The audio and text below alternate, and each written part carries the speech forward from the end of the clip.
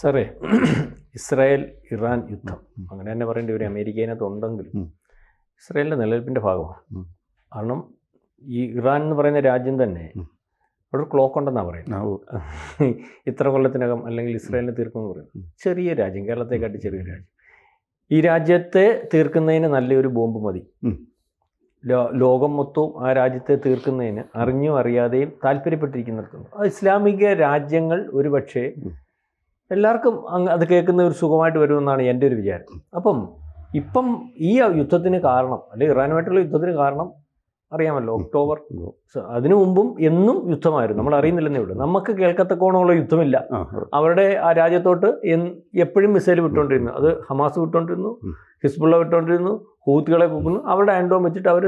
അപ്പം എപ്പോഴും അവിടെ നിലനിൽപ്പിന് വേണ്ടി പോരാടിക്കൊണ്ടിരിക്കുന്ന ഒരു ജനം. അങ്ങനെ മാത്രം ആ രാജ്യം ഉണ്ടായത് നാൾ തൊട്ട് ഇന്ന് വരെ. അതായത് ഒരുപക്ഷെ നെതന്യാഹു ഒരു വട്ടം പറഞ്ഞു, എൻ്റെ തോക്ക്, എൻ്റെ ജനതയുടെ തോക്ക് താഴെ വെച്ചാൽ, നിങ്ങളെല്ലാം പറയും താഴെ വെക്കണം, അന്ന് ഞങ്ങളുടെ രാജ്യമില്ല. അപ്പം ഇപ്പം മൂർച്ഛിച്ചിരിക്കുന്നു. ഇറാൻ ഏതാണ്ട് തകർത്ത് തരിപ്പണമാക്കി. എന്നിട്ടും ഇറാൻ യുദ്ധം ചെയ്യാൻ നിൽക്കുകയാണ്. ഇറാൻ ആദ്യം യുദ്ധം ചെയ്ത ആരാ? ഇസ്രായേലിനോടാണ്. ഇറാൻ യുദ്ധം ചെയ്യുന്ന ഇസ്രായേലിനോട് ഈ യുദ്ധം ലോകവ്യാപകമായി. ഹോർമൂസ് കടലിടുക്കിലായി. കടലിടുക്ക് നിയന്ത്രിക്കുന്നത് ഇപ്പോൾ തർക്കത്തിലാണ്. ഹോർമൂസ് ഇറാൻ നിയന്ത്രിക്കുന്നു, ഹോർമൂസ് അമേരിക്ക നിയന്ത്രിക്കുന്നു. അപ്പോൾ ഈ രീതിയിലേക്ക് വരുമ്പോൾ ഇപ്പം IRGC വരുന്ന ഒരു രീതി കണ്ടു കഴിഞ്ഞാൽ, ഇറാനകത്ത് തകർക്കപ്പെട്ടപ്പോൾ ഒരു പട്ടാള ഭരണത്തിലേക്ക് വന്നെന്ന് പറയാം. IRGCയുടെ ഇടയിലേക്ക് തിട്ടൂരാണ്. ഇതുവരെ ഹമാസ് എന്ന് പറഞ്ഞ പ്രോക്സി, ഹിസ്ബുള്ള എന്ന് പറയുന്ന പ്രോക്സി, ഹൂത്തി എന്ന് പറയുന്ന പ്രോക്സി മരിച്ചതിന് ശേഷം സ്വർഗത്ത് ജീവിക്കാമെന്ന് വിചാരിക്കുന്ന മാനസികാവസ്ഥയിൽ, അതേ മാനസികാവസ്ഥ ഉള്ള ഒരു ആൾ തന്നെയാണ് IRGC. ഇറാന് എന്ത് വില കൊടുത്തും ഇതിനെ തീർത്തേ മതിയാവും. അല്ലെങ്കിൽ ഇറാനെ തീർക്കുന്ന ഒരവസ്ഥയുണ്ട്. ഇറാനെ തീർക്കുന്ന ഒരവസ്ഥ വന്നാൽ ഏറ്റവും അവസാനം ഇറാനെ തീർക്കുന്ന ഒരവസ്ഥ വന്നാൽ, ഇസ്രായേലിനെ തീർക്കുന്ന ഒരവസ്ഥ വന്നാൽ ഏറ്റവും അവസാനം ഇസ്രായേൽ തീരുമാനിച്ചിരിക്കുന്ന ഒരു ഓപ്ഷനാണ് സാംസൺ ഓപ്ഷൻ. ഇതെന്താണ്? അല്ലെങ്കിൽ ഓക്കെ, സാംസൺ ഓപ്ഷനെ പറ്റി നമുക്ക് സംസാരിക്കാം. അതായത് സാംസൺ ഓപ്ഷൻ എന്ന് പറഞ്ഞു കഴിഞ്ഞാൽ massive nuclear retaliation in the event of existential threat എന്നാണ് ചുരുക്കത്തിൽ പറഞ്ഞാൽ അതുകൊണ്ട് ഉദ്ദേശിക്കുന്നത്, സിമ്പിൾ ടേംസിൽ.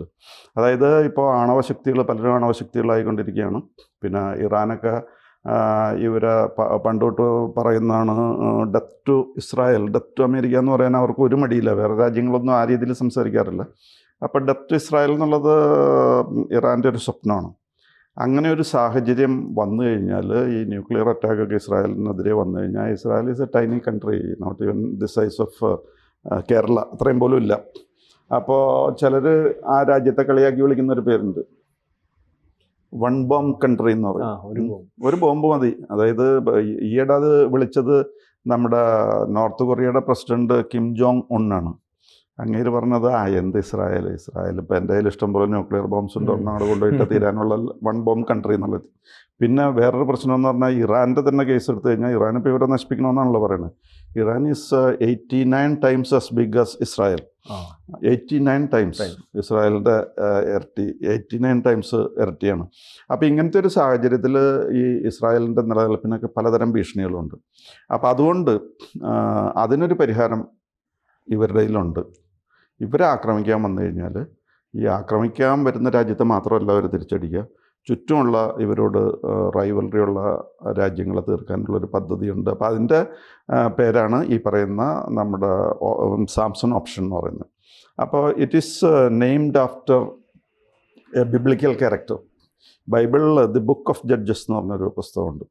ആ പുസ്തകത്തിൽ പറഞ്ഞിരിക്കുന്ന ജഡ്ജസിൽ ലാസ്റ്റായിട്ട് വരുന്ന ജഡ്ജാണ് ഇദ്ദേഹം. പിന്നെ he was a great hero, അതേപോലെ he was a great champion. അദ്ദേഹത്തിന് അതിമാനുഷികമായ ശക്തി ഉണ്ടായിരുന്നു, സൂപ്പർ ഹ്യൂമൻ സ്ട്രെങ്ത് ഉണ്ടായിരുന്ന ഒരാളാണ് സാംസൺ. ഒരിക്കൽ ഒരു സിംഹം ആക്രമിക്കാൻ വന്നു.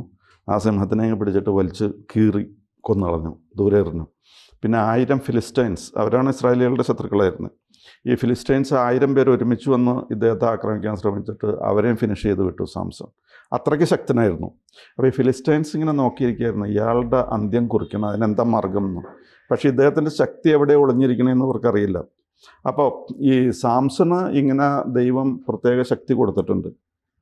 അപ്പോൾ ഈ ശക്തി ഇദ്ദേഹത്തിൽ നിലനിൽക്കണമെങ്കിൽ ചില കാര്യങ്ങൾ അദ്ദേഹം ചെയ്യേണ്ടതുണ്ട്. ഒന്നാമത്തെ മദ്യപാനം പാടില്ല, പിന്നെ സ്ത്രീകളായിട്ട് ഇമ്മോറൽ റിലേഷൻഷിപ്പ് പാടില്ല, പിന്നെ മുടി വെട്ടാൻ പാടില്ല. ഇങ്ങനെ 2-3 കാര്യങ്ങൾ ഇവർ പറഞ്ഞ് വെച്ചിട്ടുണ്ട് ദൈവം.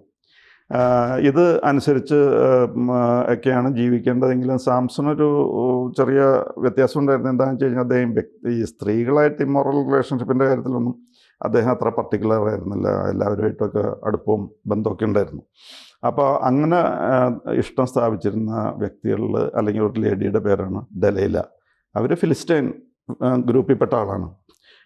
അപ്പോൾ സാംസണ് പല സ്ത്രീകളുമായിട്ട് അടുപ്പമുണ്ടായിരുന്നെങ്കിൽ ഈ ഡലൈലയുടെ ഒരു പ്യുവർ ലവ് ആയിരുന്നു, വലിയ ഇഷ്ടമായിരുന്നു. അതേസമയം ഡലൈലയ്ക്ക് തിരിച്ച് ഇങ്ങോട്ട് അങ്ങനെയല്ല. കാരണം ഡലൈലയുടെ ജോലി എന്ന് പറഞ്ഞു കഴിഞ്ഞാൽ ദി ഓൾഡസ്റ്റ് പ്രൊഫഷൻ ഓഫ് മാൻ എന്ന് പറയും. എന്ന് പറഞ്ഞു കഴിഞ്ഞാൽ റവന്യൂ സർവീസോ അല്ലെങ്കിൽ അഡ്മിനിസ്ട്രേറ്റീവ് സർവീസൊന്നുമല്ല, പ്രോസ്റ്റിറ്റ്യൂഷൻ സർവീസാണ് ഈ പറയുന്നത്. പല പുരുഷന്മാരായിട്ട് ബന്ധമുള്ളൊരു സ്ത്രീയായിരുന്നു. അപ്പോൾ ഇവർ തമ്മിൽ അടുക്കുന്ന കണ്ടു കഴിഞ്ഞപ്പോൾ ഫിലിസ്റ്റൈൻസ് അവിടെയുള്ള ആൾക്കാർ പറഞ്ഞു, ഒരു കാര്യം ചെയ്ത് നിനക്ക് ഞങ്ങളുടെ ആൾക്കാരെ രക്ഷിക്കാൻ പറ്റുള്ളൂ, നമ്മുടെ ആൾക്കാരെ. കാരണം അങ്ങേര് 1000 പേരെ ചെന്ന് കഴിഞ്ഞാൽ 1000 പേരെയും കൊല്ലാണ്. അതുകൊണ്ട് ഇദ്ദേഹമായിട്ടുള്ള വിവാഹം വേഗം നടത്തിക്കോ, എന്നിട്ട് ഇദ്ദേഹത്തിൻ്റെ ശക്തി എവിടെ ഒളിഞ്ഞിരിക്കുന്നതെന്ന് കണ്ടുപിടിക്കാൻ പറഞ്ഞു. അങ്ങനെ ഉടനെ തന്നെ കല്യാണം നടത്തി. ഈ സാംസൻ്റെ അടുത്ത് വന്നപാടെ ഉള്ള എപ്പോഴും ഒരു ചോദ്യം മാത്രമേ ചോദിക്കുന്നുള്ളൂ.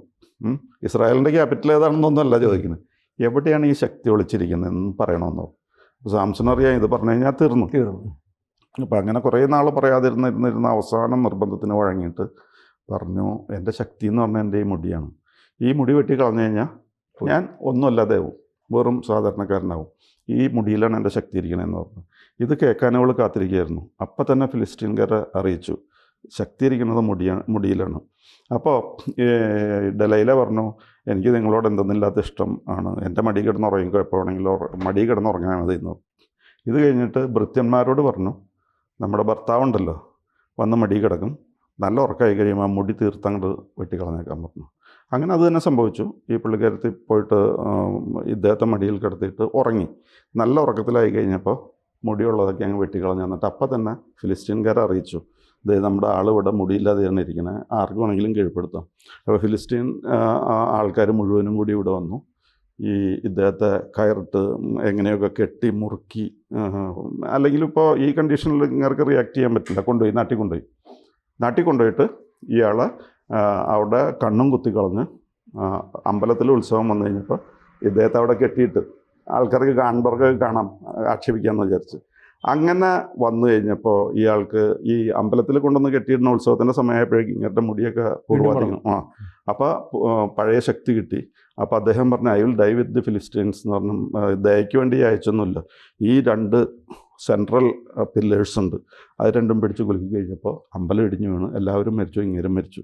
ഇതാണ് ഇതിൻ്റെ ബാക്ക്ഗ്രൗണ്ട്.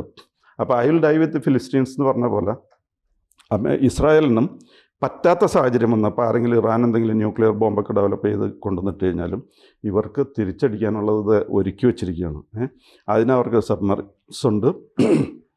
ഡോൾഫിൻ എന്ന് പറയുന്ന സബ്മറീനാണ് ഉപയോഗിക്കുന്നതിന് വേണ്ടിയിട്ട്. പിന്നെ ഫ്ലൈറ്റ്സ് അല്ലെങ്കിൽ ഫൈറ്റർ ജെറ്റ്സ് എന്ന് പറഞ്ഞു കഴിഞ്ഞാൽ F-14 ആൻഡ് F-15 ആണ്. അങ്ങനെ എല്ലാ സജ്ജീകരണം, മിസൈൽസ് ജെറിക്കോ എന്ന് പറഞ്ഞാൽ ന്യൂക്ലിയർ ബോംബിന് വേണ്ടിയിട്ട് മാത്രമുള്ളതാണ്. ഇതെല്ലാം ഒരുക്കി വെച്ചിരിക്കുന്നതാണ്. 1973 ഈ യോം കിപ്പോർ വാറിൻ്റെ സമയത്ത് അല്പം പിന്നോട്ട് പോയി ഇസ്രായേൽ. ആ സമയത്ത് അന്നത്തെ prime minister Golda Meir American president Richard നിക്സണോട് പറഞ്ഞു, ഉടനെ വെപ്പൺസ് വേണമെന്ന് പറഞ്ഞു. റിച്ചാർഡ് നിക്സൺ എല്ലാം എയർലിഫ്റ്റ് ചെയ്തു, ഷിപ്പിലെല്ലാം അയച്ച്.